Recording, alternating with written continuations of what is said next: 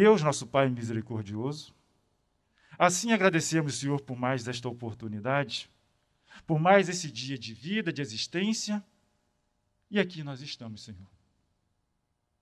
Agradecemos pela nossa jornada, pela nossa caminhada até aqui.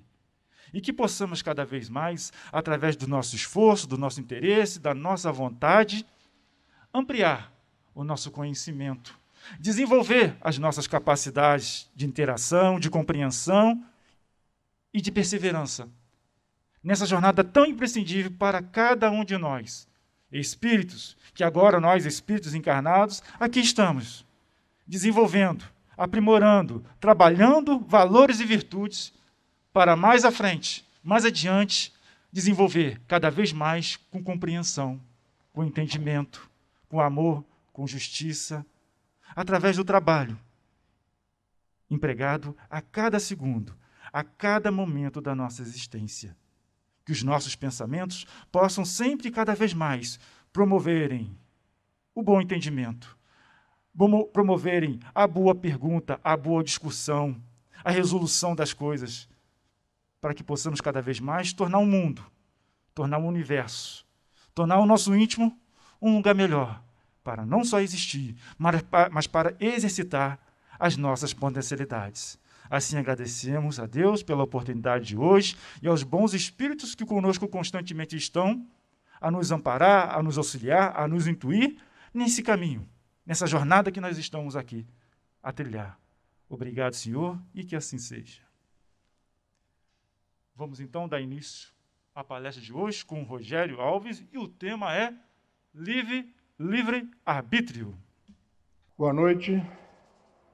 Prazer, novamente estar aqui. A gente vem todo domingo, mas hoje com uma responsabilidade diferente, com uma missão diferente. Eu gosto também muito de assistir palestras.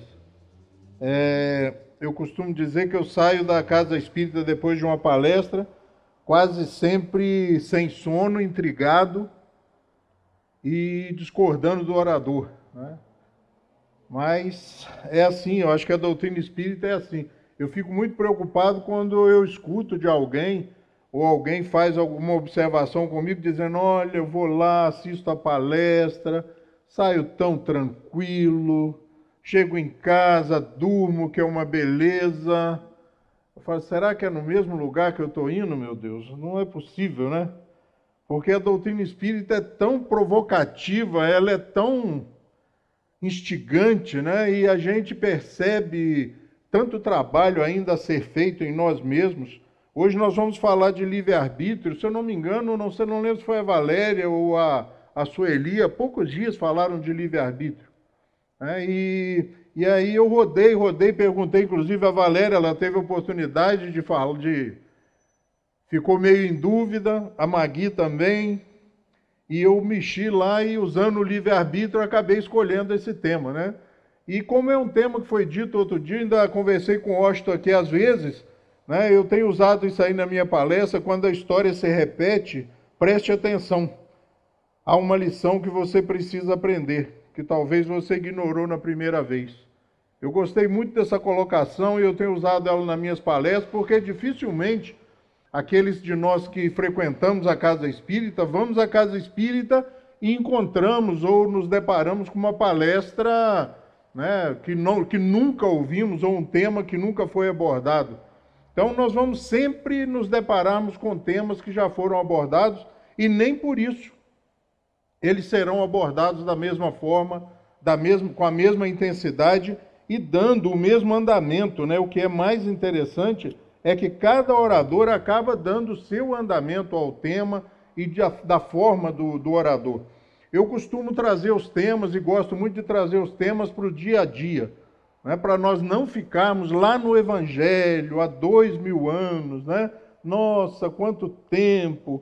Ah, mas isso era Jesus, era Pedro, não era comigo. E aí a gente mantém o Evangelho e a proposta evangélica lá na história, meio como assim, distante de nós e como se nós não tivéssemos muito a ver com aquilo. Quando na realidade nós percebemos que a proposta evangélica é totalmente pertinente, às nossas necessidades, às nossas aspirações acima de tudo. Muita gente diz que o evangelho é complexo, é difícil de ser implementado, de ser implantado, mas acima de tudo ele está nas nossas aspirações. Quando ouvimos alguma colocação sobre Jesus, uma parábola, uma das suas peripécias ali bem narrada, bem contada, cresce em nós uma vontade de quero ser igual, uma inveja danada, né? Embora diante das propostas do mundo, diante das propostas do dia a dia, diante das propostas que nós enfrentamos socialmente, elas são totalmente desalinhadas com essas propostas, mas mesmo assim os nossos corações se enchem de vontade de imitar, de fazer, de ser igual. Nós vamos definir primeiro o que é livre-arbítrio, porque quando falamos em livre-arbítrio, às vezes isso fica meio distante de nós, né? Então a conceituação de livre-arbítrio que eu escolhi é o seguinte: o livre-arbítrio é a faculdade que tem o indivíduo de determinar a sua própria conduta, ou, em outras palavras, a possibilidade que ele tem de, entre duas ou mais razões suficientes de querer ou de agir, escolher uma delas e fazer que prevaleça sobre as outras. E aí trouxe uma ali do Livro dos Espíritos: tem o homem o livre-arbítrio de seus atos? E a resposta dos Espíritos: pois que tem a liberdade de pensar, tem igualmente a de obrar. Sem o livre-arbítrio, o homem seria máquina. Então, o que é o livre-arbítrio? É aquela escolha, aquela possibilidade que nós tivemos agora há 6 e pouco, de virmos ao centro espírita ou não virmos. É aquela escolha que está nas nossas mãos. E eu gosto muito quando alguém diz assim: mas nem tudo está nas nossas mãos. Bom, nós vamos ver hoje que, na realidade, para nós espíritos medianos, tudo está nas nossas mãos. As reencarnações compulsórias, as expiações compulsórias, as tarefas, as provas compulsórias, ou seja, contra a nossa vontade, mas pelo nosso bem, ela acontece em outro estágio, quando ainda somos espíritos mais crianças, né? Menos desenvolvidos do que hoje. Nesse estado mediano em que nós nos encontramos, tudo é feito com a nossa aquiescência, com a nossa permissão. Somos convidados a sentar e fazer um planejamento reencarnatório, embora muitas vezes depois, chegando aqui já reencarnados e conscientes, nós duvidamos um pouco disso, porque nós duvidamos através da pouca razão, da visão estreita que a reencarnação traz. Nós dizemos assim: poxa, se eu podia escolher, eu não ia escolher isso. E começamos a pensar de forma infantil que alguém escolheu por nós, mas na realidade as escolhas foram nossas, né? Então, partindo do livre-arbítrio, um grande exemplo, essa vontade, esse poder de escolha, eu gosto muito desse exemplo, que no começo da nossa chegada aqui, da nossa encarnação, nós não utilizamos o nosso livre-arbítrio. As pessoas mais próximas, né, normalmente os pais, decidem por nós. Nós ali somos instinto. Nós ali querer comida, sobreviver, né, e não decidimos nada. Tanto é que, se formos largados à revelia, vamos perecer. No início da nossa caminhada, lá atrás, criados simples e ignorantes, também nós desfrutávamos de muito pouco livre-arbítrio, de muito pouco poder de escolha. Mas o tempo vai passando e a gente começa a abrir o olho. A gente começa a já escolher. Começamos a chorar, né? Quando está com fome, se coloca no berço, você vai lá até olhar, porque parece que tem espinho no berço. Fala: não é possível, deve ser formiga lava-pé. Né? Porque a criança estava quieta, você bota no berço, ela começa a berrar. Nós começamos, abrindo os olhos, nós começamos a ter algumas escolhas e perceber o poder da escolha. Perceber o poder que nós temos sobre as pessoas e sobre nós mesmos.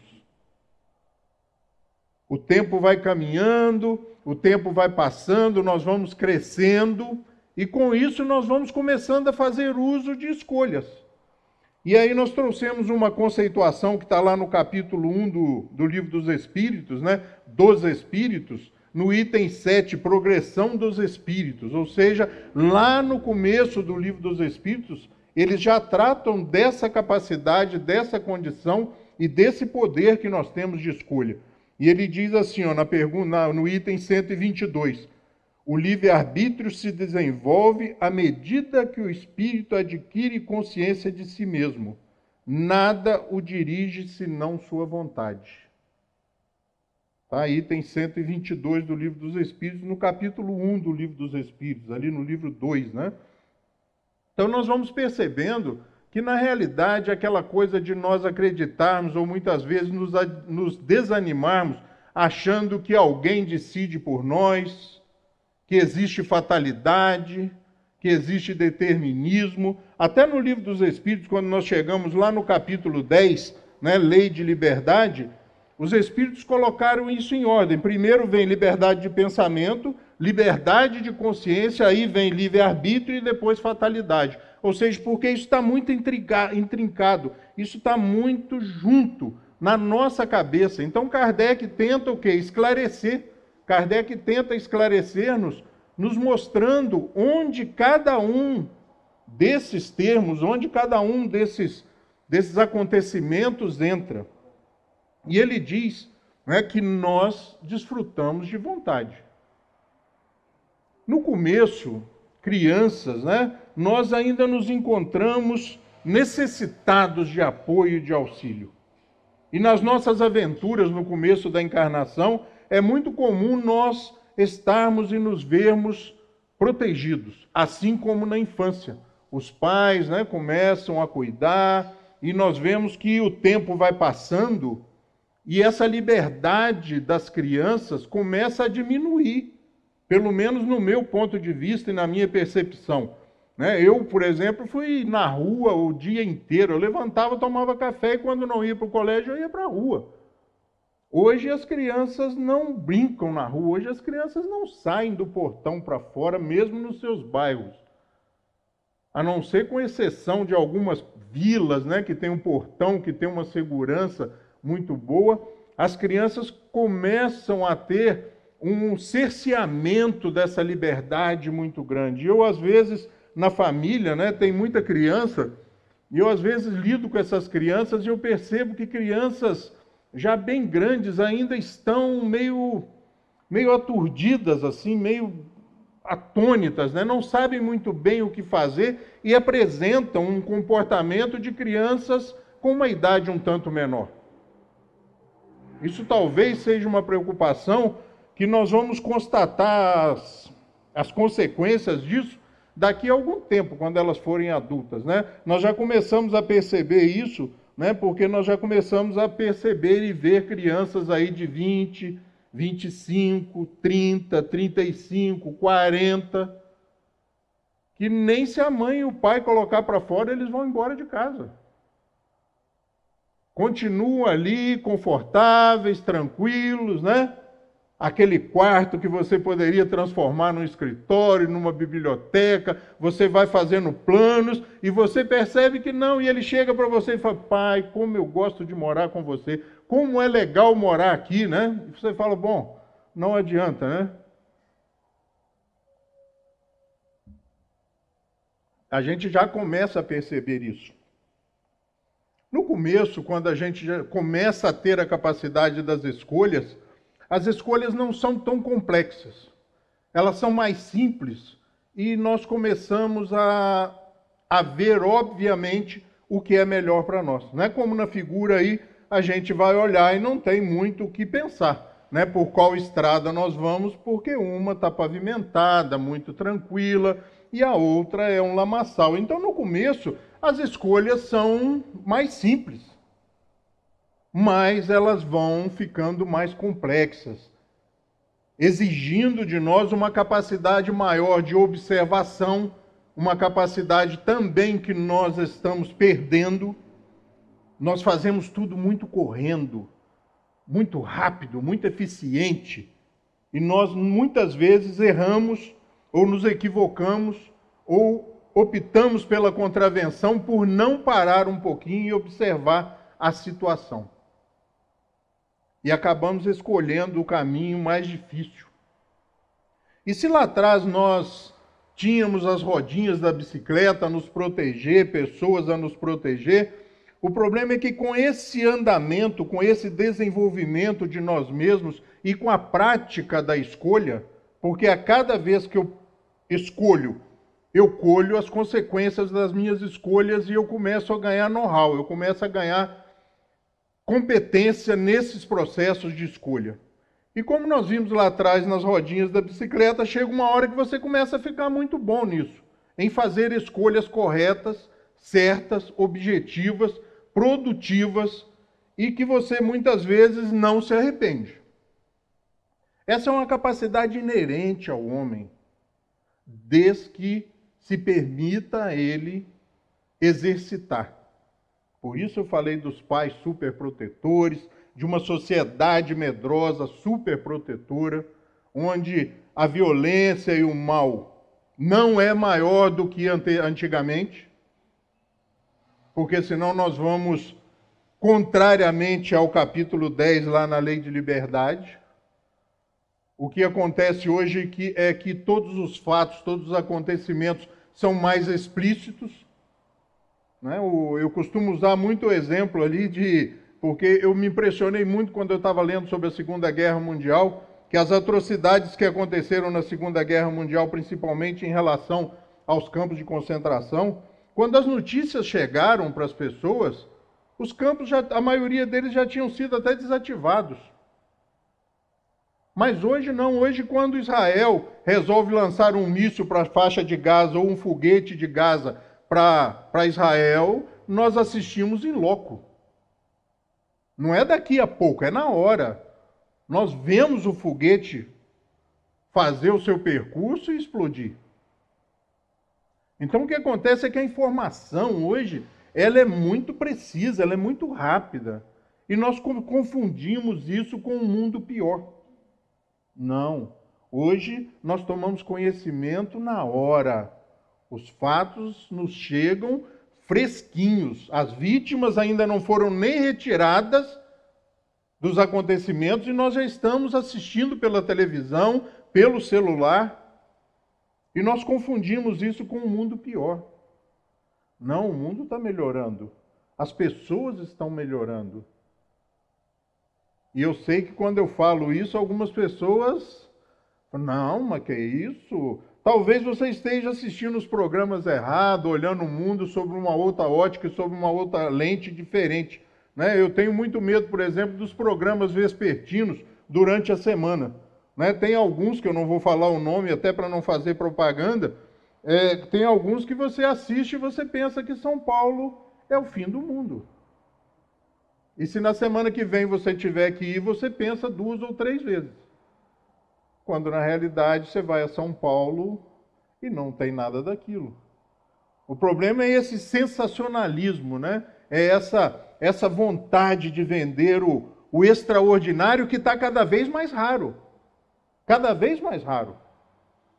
Então, quando eles descobrem um fato, eles ficam batendo naquele fato a tarde inteira e fazendo a gente acreditar que é uma sucessão de fatos, quando na realidade é um mesmo fato visto sobre várias óticas e filmado por vários cinegrafistas, interpretado por vários repórteres ou jornalistas.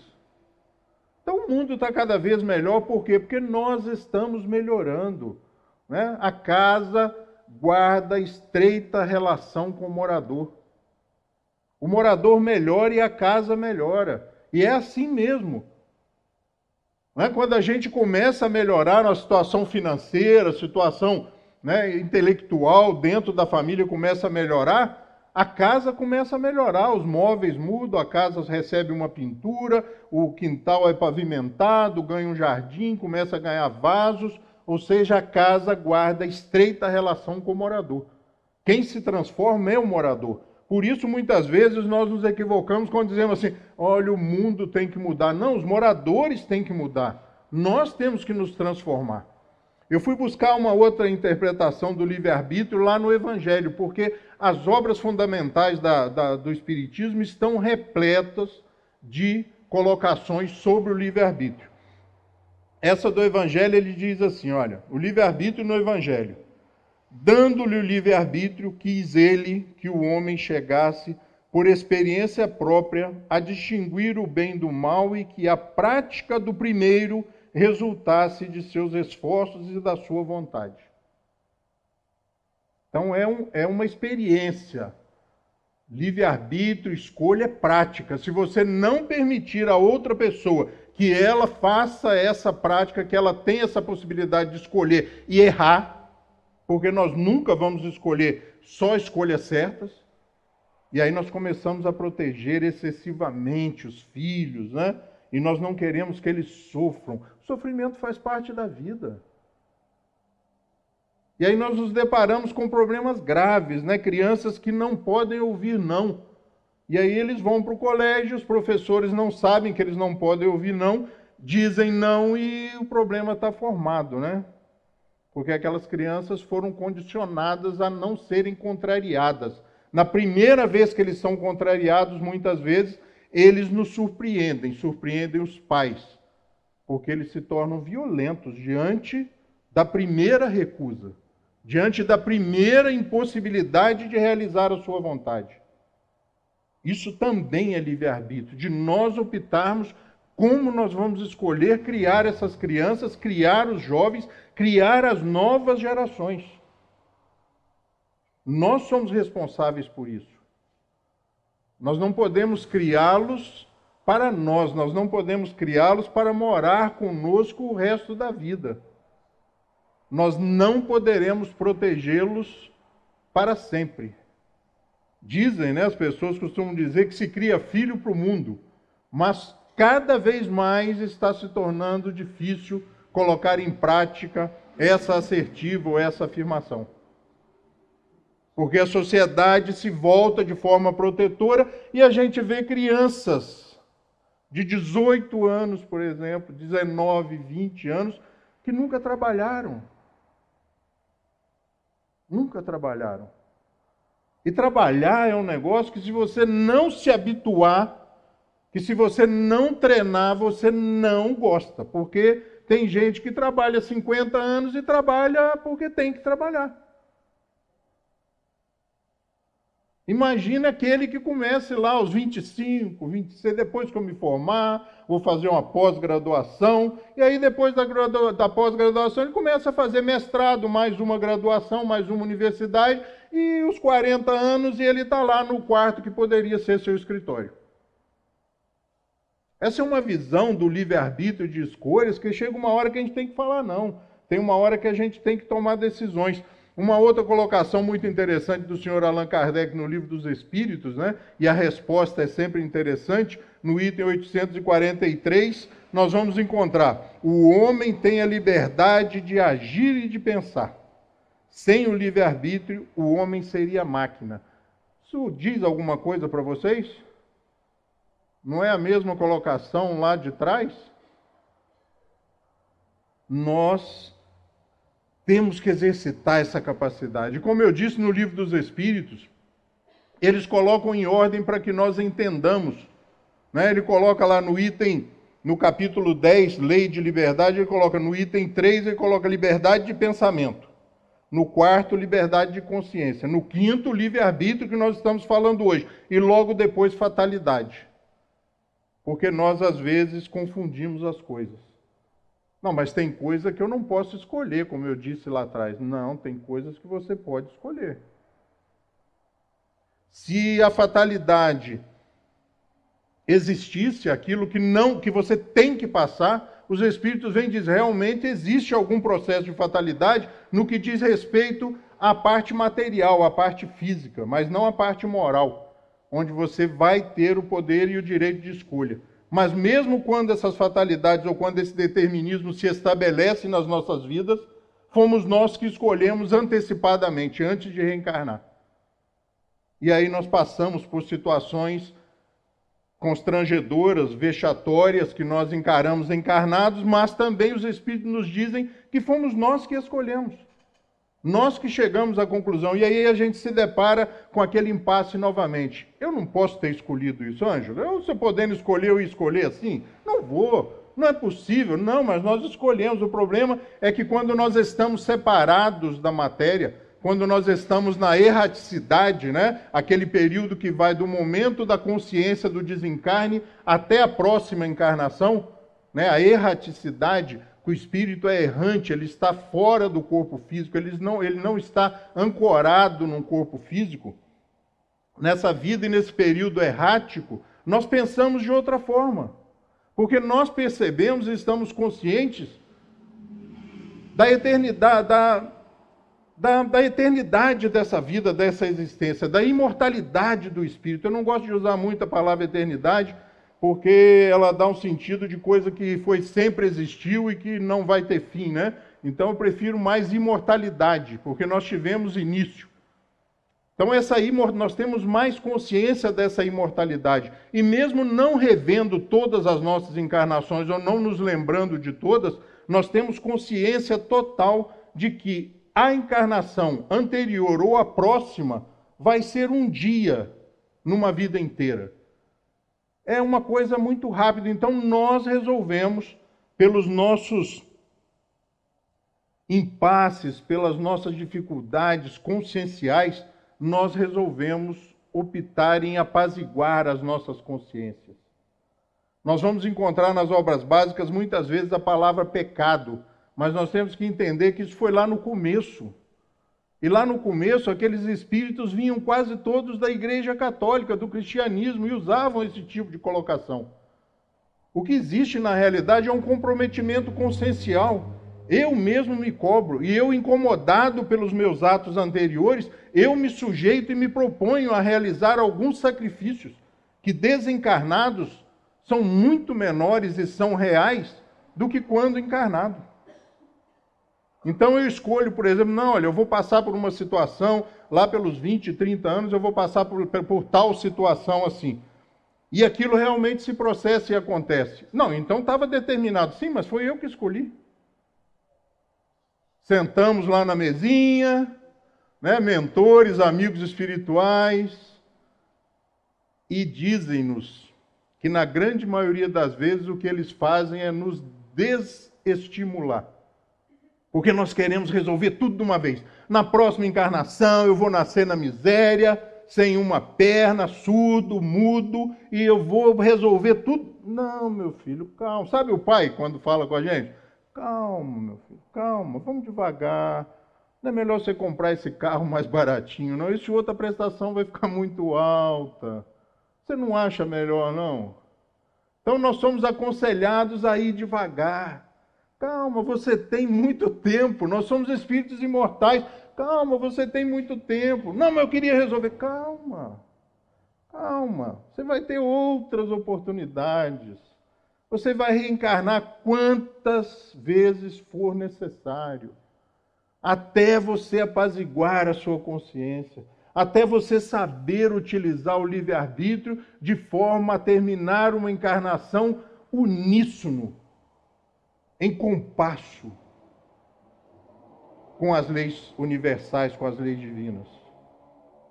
E aí vamos terminar 0 a 0. Já vai ser um grande negócio, né?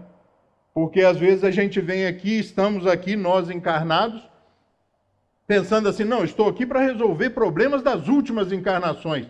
Os nossos amigos espirituais nos desanimam quanto a isso, dizendo que na grande maioria das vezes estamos aqui resolvendo problemas desta mesma encarnação.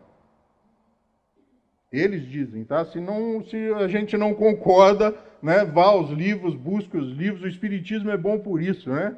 A gente vai lá, não, aquele gordinho está errado, não é possível, ele está equivocado. Pegue os livros, vá aos livros, estude, e se descobrir que eu estou errado, me liga urgente, porque senão eu continuo fazendo essa palestra e falando besteira.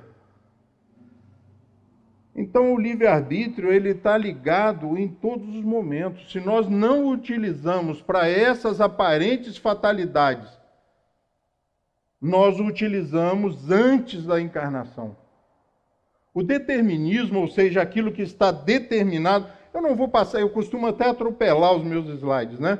Então vamos determinar lá o que é fatalidade, ó, característica ou particularidade do que é fatal.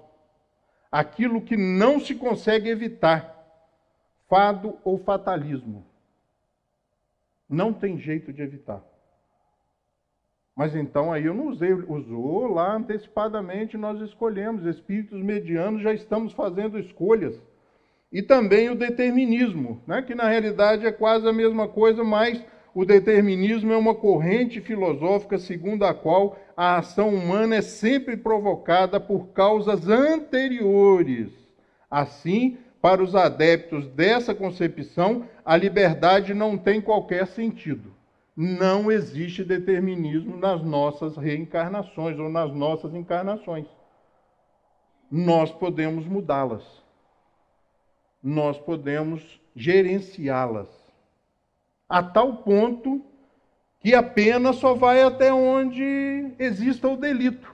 Né? Vocês conhecem aquela historinha lá, nós estávamos falando hoje, estava falando em história aí antes de começarmos a palestra. Vocês conhecem aquela história daquela pessoa que sofre um acidente, perde um dedo, né, e vai dormir, à noite se encontra com um mentor espiritual.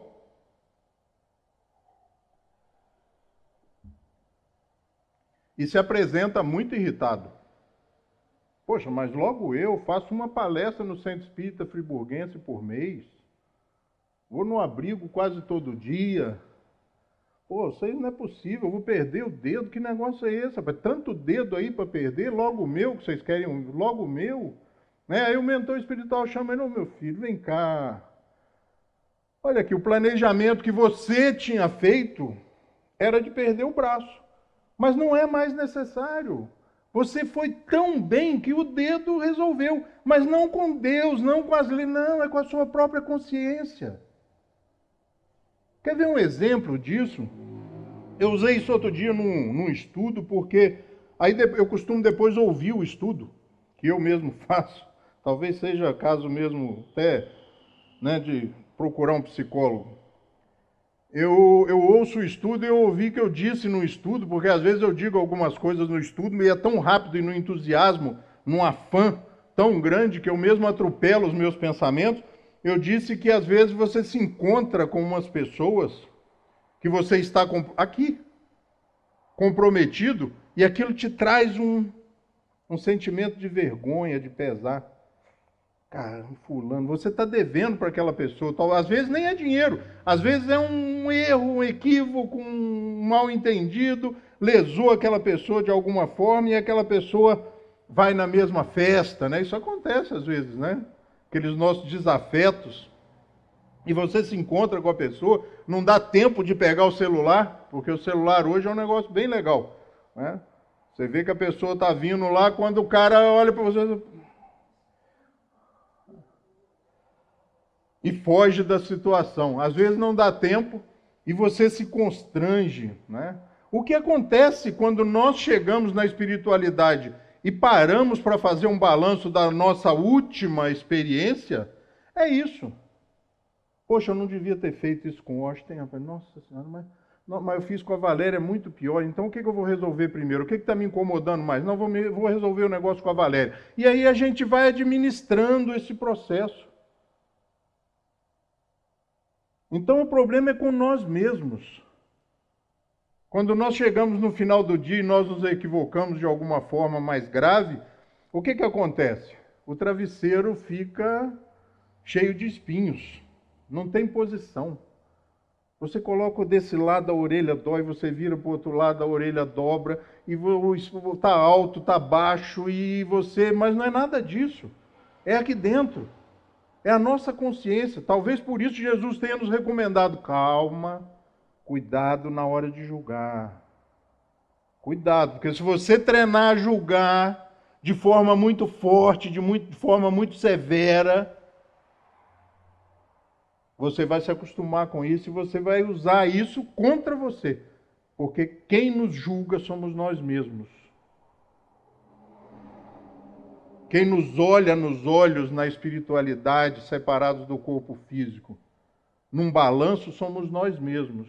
Eu tenho muito medo, por exemplo, quando as pessoas dizem, e as pessoas dizem muito isso, que na espiritualidade você é um livro aberto, que basta os espíritos olharem para você e sabem tudo que você está, porque você não consegue esconder nada. Isso é muito complicado de se entender, gente. Isso é muito complicado. Quem nos olha e nos percebe são os espíritos mais esclarecidos, espíritos superiores. Até porque aqui encarnados eles também nos olham e nos sabem. Não precisa nem estar na espiritualidade. Né? Você chega em casa com aquele andar apertadinho e a mãe olha e fala, o que aconteceu? Nada, que nada, você está diferente. Então são os espíritos superiores, mais adiantados do que nós, que nos olham. Porque aqueles pares, aqueles muito parecidos com nós, não conseguem, porque isso seria um tormento. Mas não é assim, Rogério, é assim, sabe por quê? Porque eles vêm nas reuniões mediúnicas e se dizem obrigados pelos outros espíritos, eles têm medo dos outros espíritos, eles estão sendo enganados. Se eles soubessem e pudessem ver tudo, não, peraí, você está brincando, você está mentindo, não, você está me enganando, não. Então são os espíritos mais evoluídos, os nossos amigos mais próximos, mas mais adiantados, que conseguem realmente perceber o nosso pensamento. E na grande maioria das vezes não o fazem por piedade. Não o fazem por piedade. Por empatia.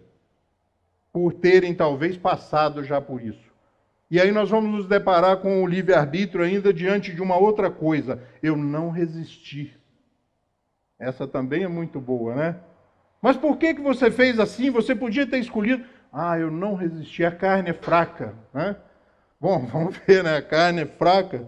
Você sabe que vai dar ruim. Você sabe que vai dar errado.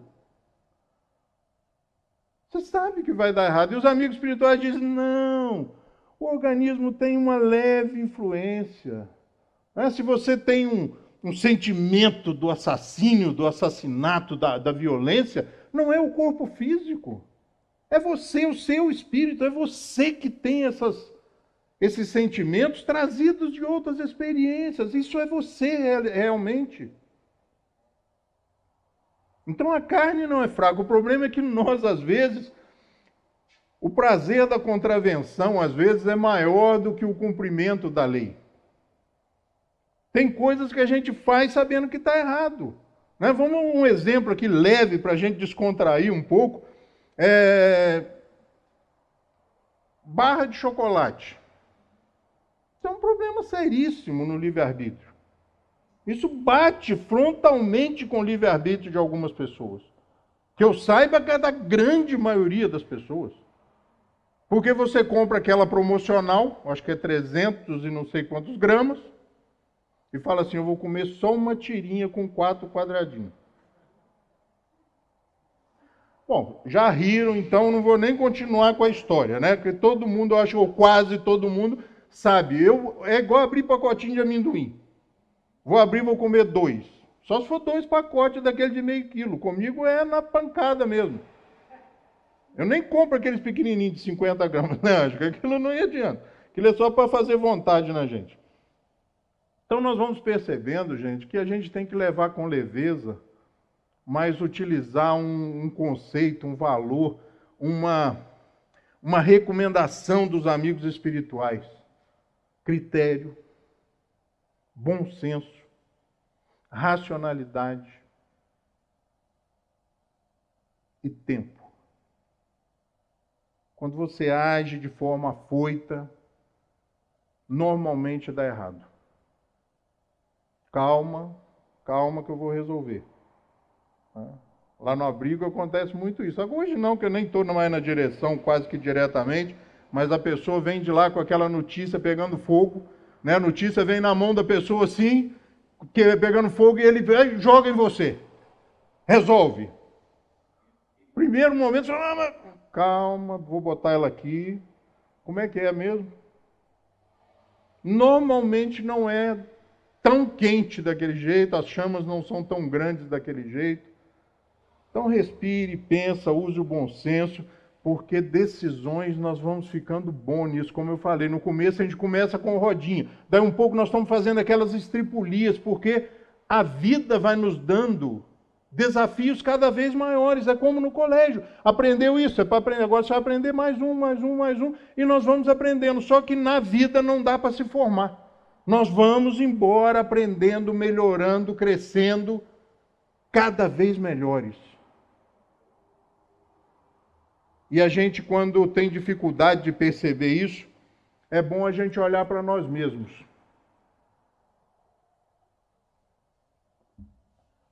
Quem na juventude já não foi comunista? Quem não foi sindicalista, né, no começo da vida? Hoje fala, não, mas a gente era assim. A gente tomou decisões agora, na nossa encarnação atual. Nós tomamos decisões que hoje nós nos envergonhamos. Agora, 5, 10, 15. Se passar dos 20, aí é vexame mesmo, né? Porque até uns 10 ali a gente só se envergonha, né? Mas de uns 20 para lá, aí é vexame. Fala, não é possível que eu era tão bobo assim. Com as decisões, com as atitudes, com as escolhas que a gente fazia. Então nós estamos melhorando. Nós estamos melhorando. A cada dia nós somos melhores do que... O Sandro falou aqui, eu acho que na semana passada, que nós estamos a cada dia no nosso melhor momento da encarnação. Até porque nós não conseguimos retrogradar, nós não conseguimos piorar. Depois que você aprende, não tem jeito de dizer que não sabe. Depois que você interioriza um valor, um conceito, uma proposta, você não consegue mais abrir mão daquilo. Aquilo passa a fazer parte de você. E no nosso caso específico de espíritas, fica um desafio muito grande. Porque eu nunca ia pensar nas consequências do uso do livre-arbítrio ou nos benefícios do livre-arbítrio se eu não estivesse estudando a doutrina espírita. Eu estou sendo bem sincero para vocês. Eu nunca pararia para pensar nas próximas encarnações se eu não fosse espírita. Eu não faria muitas das ações que eu faço hoje, não são tantas assim, mas não faria se eu não fosse espírita. Ou seja, eu sou espírita há 30 anos, eu costumo dizer que há 30 anos, de forma mais séria. Comecei lá pelos 23, 24 anos, mas de forma séria, mais estudando um pouco mais, né, quando eu tinha ali por volta ali dos 27, 28 anos de idade. E esses 30 anos transformaram a minha vida. Transformaram os meus valores, transformaram as minhas escolhas. Hoje eu sou capaz de fazer escolhas sem doer muito. Escolhas que há 30 anos atrás eu não ia titubear. Eu ia escolher o mais fácil e o melhor para mim. Mas hoje, dentro desse processo do conhecimento que incomoda, que você sai da palestra e fica contando, né, as ripas do forro, e o travesseiro não deixa você dormir, o pé não esquenta. Esses conhecimentos que mexem com a gente, eles nos mudam, eles nos transformam. Não é instantânea a mudança, mas a mudança ela é gradativa. Para ser verdadeira, ela é gradativa. A mudança acontece muito quando os nossos amigos ou os nossos inimigos falam de nós. Que mal, hein? Esse cara está mudando, meu bicho está metido mesmo, hein? Nossa Senhora. Então, as pessoas começam a perceber as suas mudanças e os seus valores. Quer ver uma coisa interessante? Todo mundo aqui sabe que eu fiquei 30 anos no Bezerra de Menezes, lá em Conselheiro, e eu saía às sextas-feiras das reuniões do Bezerra de Menezes, eu acho que eu era vice-presidente na época da casa, e saía ali quando eu pegava João Alberto Quinucci para ir para casa. Vocês devem saber ali um barzinho que bota assadeira de frango do lado de fora ali, um restaurante ali, que tem ali, que chama até Bar do Rogério. Muita gente até pensa que é meu, mas não é não. É o outro Rogério, é o Rogério Pinheiro. E eu saía do Bezerra, 9 horas, era a hora boa do bar. Os meus amigos estavam ali. Os tios da minha esposa, o pessoal ali do bairro, que eu moro ali há 30 anos, né? E eu parava ali, até que um dia eu fui para São Paulo numa reunião da USE, logo assim, né? Isso era um costume meu, parar ali, ficar ali 40, 50 minutos, 1 hora ali. E aí eu fui para São Paulo com alguns diretores do Bezerra e uma pessoa pediu para trocar de lugar com a pessoa que estava ao meu lado. Eu já fiquei desconfiado. E a pessoa sentou e falou, vamos aproveitar que a gente tem um tempinho. Eu falei, meu Deus, são 6 horas do Rio a São Paulo. Tempinho, né? E aí essa pessoa me disse assim, eu já estou para te dizer isso há muito tempo. Você não acha que é muito complicado esse negócio de você sair do centro espírita e parar ali naquele bar, junto com aquelas pessoas? Eu falei, não, são pessoas, e ela é do bairro também. Eu falei, não, mas eu paro ali com fulano. Não, mas eles estão bebendo ali, aquele chope, aquele tumulto ali na porta. Eu falei assim, mas eu não bebo. Mas não fica bem. Aí eu perco a linha, né? E perco fácil a linha. Aí eu perco a linha e falei assim, mas e como é que eu vou fazer com o evangelho? Não, mas pois é. Eu falei, pois é, com o evangelho não tem jeito. Seja o sal. Seja o sal. Levede a massa. Então agora, porque eu... Olha que coisa tão importante, né? Vice-presidente da Casa Espírita. Não posso mais lidar com os meus amigos, não são mais meus amigos. Eu vou perder a oportunidade de mostrar para essas pessoas, porque até aquele momento eu nem tinha pensado nessa possibilidade, de mostrar para aquelas pessoas que é possível estar no bar, não estar bebendo, e estar em outro nível. Isso é desdizer, isso é contradizer, isso é ir contra todos os princípios do Espiritismo, do Evangelho, do cristianismo. Vejam como as pessoas passam 30, 40, 50 anos dentro da casa espírita e confundem as coisas e os valores. Porque acham lindo quando leem no Evangelho para você ser igual lírio, né? Nascer na lama, mas não se sujar. Mas aqui, ó, você melhorou um pouquinho, sai, larga esses malas para lá. Ué, e aí você tem que largar junto o cristianismo, né? Então a gente tem que realmente pensar o que é espiritismo e o que é movimento espírita, gente. Tem nada a ver uma coisa com a outra. Até porque quando todos nós conhecermos o Espiritismo, o movimento espírita vai se transformar em outra coisa, em ação. Menos conversa, menos papo, mais ação. Nós vamos parar de sonhar com coisas hipotéticas, sabe? É muito importante investirmos na divulgação. E aí você vai olhar no final do mês, vendeu 10 livros dos Espíritos. Aí só quanto custa? Custa, não sei quanto custa, mas custa R$10 cada obra. As obras básicas realmente são muito baratas. Era melhor nós nos reunirmos e cada um dar 50 e comprarmos 500 livros e distribuirmos para as pessoas, colocarmos nos pontos de ônibus, doarmos.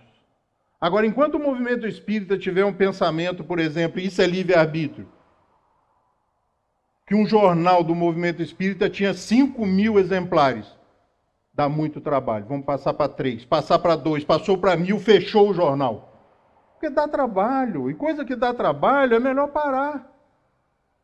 Ou seja, essas pessoas que tomam essas atitudes não usaram corretamente o livre-arbítrio, não pensaram. Não usaram razão, critério e bom senso. Porque isso não foi agora. Porque agora era fácil. Todo mundo jogava no celular, jogava na internet. Mas não, isso era quando as pessoas ainda liam jornal. E novamente aconteceu agora com a pandemia, né?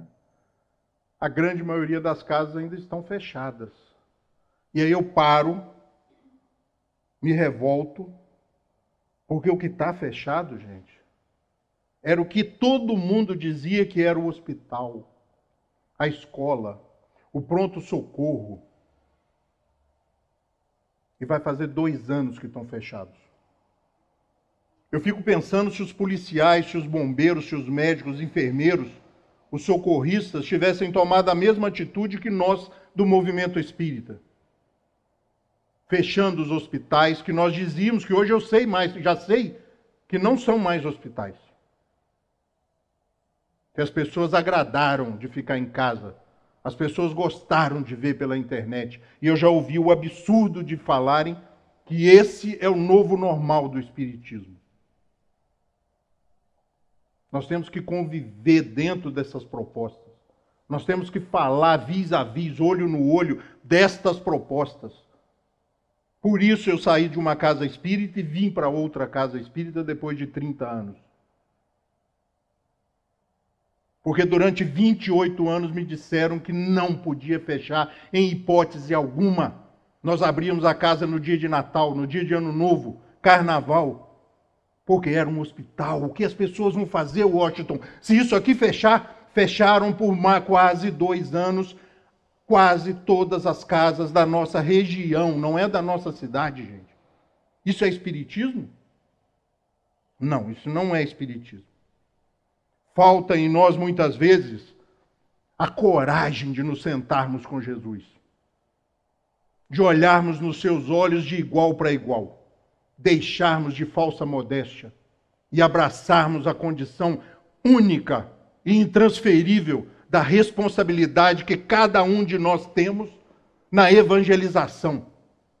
Na evangelização de forma ampla, transformadora, compartilhando aquilo que nós já conseguimos aos baldes dentro de nós e levando um pouco para as pessoas.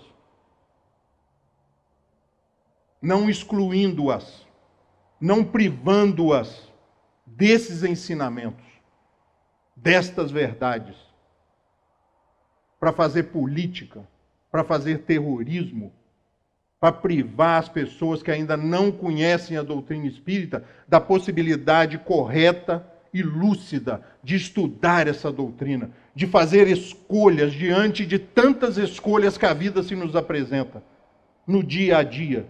E nós a faremos de forma mais tranquila, de forma mais correta, se nós abraçarmos a doutrina espírita. Lógico que eu digo isso no nosso caso de espíritas, porque os nossos irmãos, em outras escolhas religiosas, também farão escolhas racionalizadas, escolhas precisas dentro dos ensinamentos daquelas religiões. Mas nós temos que falar de nós espíritas. E a vida se nos apresenta todos os dias a possibilidade das escolhas. E nós não podemos ser conivente com posturas mentirosas, com posturas anti-espíritas. Quando as mesmas pessoas que acham que não podem abrir a casa espírita continuam com as suas vidas de forma normal, lidando com as pessoas no supermercado, na farmácia, nos seus trabalhos, mas na casa espírita não pode. Na casa espírita, não. Porque isso é cômodo. Isso é fácil.